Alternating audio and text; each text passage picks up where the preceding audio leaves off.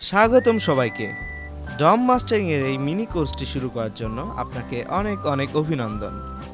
ডম কি এই ব্যাপারটা বুঝতে গেলে দেখা যায় বেশ কিছু কঠিন কঠিন এক্সপ্লেনেশন আর কিছু ডায়াগ্রাম। তবে এখানে আমরা straight to the point real world অ্যাক্টিভিটিসের মাধ্যমে ডম কি, কেনই বা এক্সিস্ট করে এবং ডমের মোস্ট অফ দ্য প্রফেশনাল ইউজেসগুলো দেখব। এই মিনি কোর্সটি শুরু থেকে শেষ পর্যন্ত মনোযোগের সাথে দেখা এবং প্র্যাকটিস করার মাধ্যমে আপনি ডম নিয়ে কনফিডেন্টের সাথে কাজ শুরু করতে পারবেন। তো চলুন আল্লাহর নামে শুরু করা যাক। আমরা একটু ফান ওয়েতে জাভাস্ক্রিপ্টের সাহায্যে একটা ওয়েব পেজ ওপেন করি। এর জন্য আমরা ক্রোম ডেভেলপার টুলসের কনসোল ট্যাবে আসি এবং লিখি window.location.href। এখন আমরা যদি ইন্টার প্রেস করি আমরা দেখতে পাবো কারেন্টলি যে ট্যাবটি ওপেন আছে এই ট্যাবের অ্যাড্রেস। আমরা যেমন গেট করতে পারছি ঠিক তেমনইভাবে আমরা সেটও করতে পারি। এখানে আমরা অ্যাসাইনমেন্ট অপারেটরের মাধ্যমে এখানে আমাদের কাঙ্ক্ষিত ওয়েবের অ্যাড্রেসটি দিয়ে দিলাম। আমার জন্য এটা হচ্ছে example.com। এখন যদি আমি ইন্টার প্রেস করি তাহলে দেখতে পাবেন সাথে সাথে কি দারুণভাবে আমাদের এই ট্যাবে এই ওয়েবসাইটটি ওপেন হয়ে গেল। তো চলুন এবার এলিমেন্টস ট্যাবে যাওয়া যাক।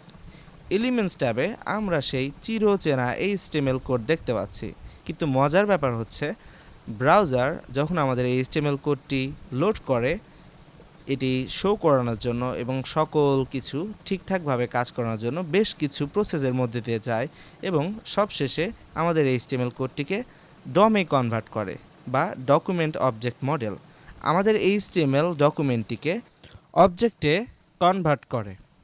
তো এখানে আমরা যদি HTML-এ ক্লিক করি আমরা দেখতে পাবো $0।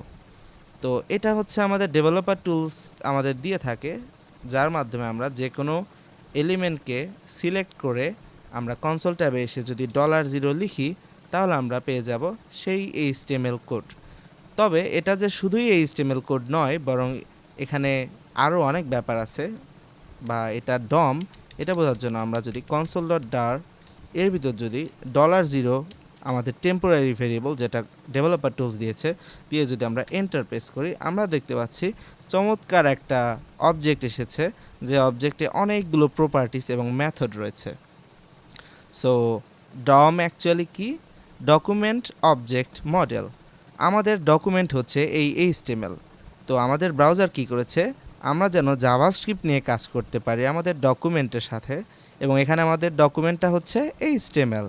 তো আমরা যেন আমাদের HTML ডকুমেন্টের সাথে কাজ করতে পারি এবং জাভাস্ক্রিপ্ট যেহেতু অবজেক্ট নিয়ে কাজ করে সেহেতু আমাদের ব্রাউজারটি এই ডকুমেন্টটিকে একটা অবজেক্টে কনভার্ট করেছে।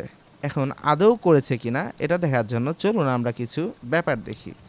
সো এখানে $0 এখানে আমরা একটা মেথড কল করছি, মেথডটার নাম হচ্ছে কোয়েরি সিলেক্টর, এবং এখানে আমরা H1 রিসিভ করার ট্রাই করছি যেটা আমাদের HTML এর মধ্যে রয়েছে।